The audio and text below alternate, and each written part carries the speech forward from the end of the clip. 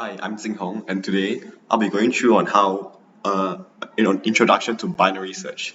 So binary search is a more efficient algorithm to find an item in a sorted array. So sorted array basically means it's all sorted out from 1 to 3, 4, 5, and all in ascending or descending order. So how does it work?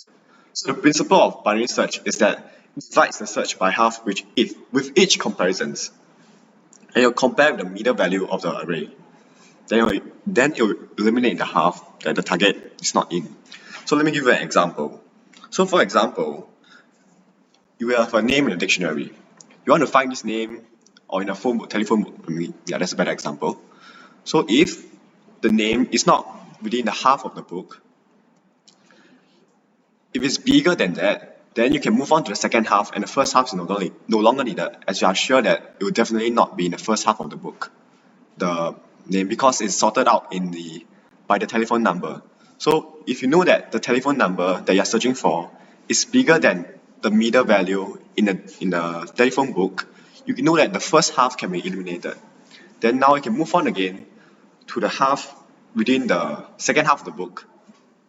So you can keep going until you find the middle element as the correct element you want, or else you won't find it, or else it's not inside. Yeah. So this makes it a lot easier for it to compare, makes it more efficient than linear search. Yeah. So what's the time complexity of binary search? The best case is O1, which is basically it starts with the first search and the middle value is what you want.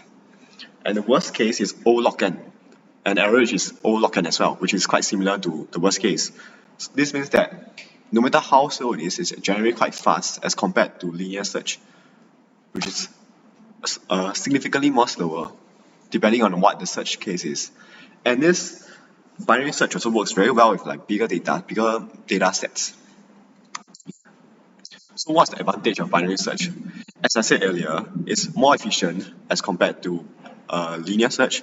It's quite easy to implement in various programming languages, and it's optimal for utilization as it's ideal for large data sets, and it minimizes the number of comparisons that we require. As each time you compare, it will halve the number of comparisons. It will take out half of the amount of data we can compare with, making it like fast. Yeah. So what's the limitation of binary search? So firstly, the list has definitely need to be a sorted list for it to be working well. And also, it requires more space than linear search due to the recursion or additional variables that's made when you do the search. This is more useful for static data and not for dynamic or frequently updated databases. So here are the examples of iterative and recursive binary search in Python.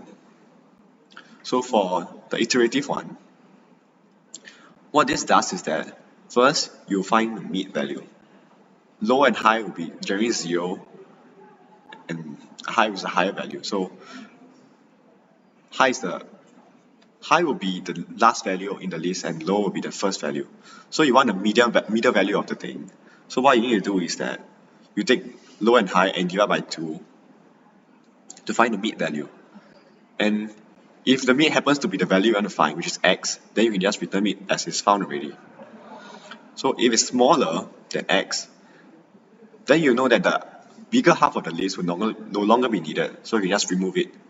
And now only to compare the first half of the list, which is like with the smaller numbers.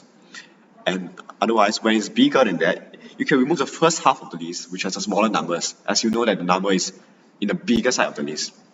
This will halve it until you reach this condition, which return mid. And after return 1, if you find the search, you will find the variable. Yeah. And this is the recursive search, recursive way of doing it. So we just recursively do it if it's found in X. So this is the terminating case. When it's found, you return back mid, which is the value you want. Else it's quite similar to the iterative way, where you find a half, but this time it's with the you find the half position, and then if it's bigger than that, then you change the array to be searched for from low to mid minus 1, which is the lower half, because you want to end at mid, as you know that the value is smaller than the mid value, so you want to go 1 before that. And else is bigger than that, you want to take out the lower half of the list, and hence the low will be now mid plus 1. As you know, mid, the middle value, is not the value you want. So that value is no longer need to be included. So mid plus 1 and to high. And so this will keep repeating until you get the correct value, which is until you get -1, which means that the data is found. So binary search is applicable in real-world application. It's quite useful for data retrieval, and it's a good way to retrieve results from various datasets, from vast datasets quickly.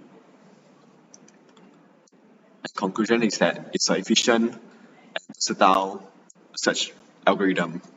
Even though it has limitations, it's still very usable in many cases within specific contexts. Yeah, thank you.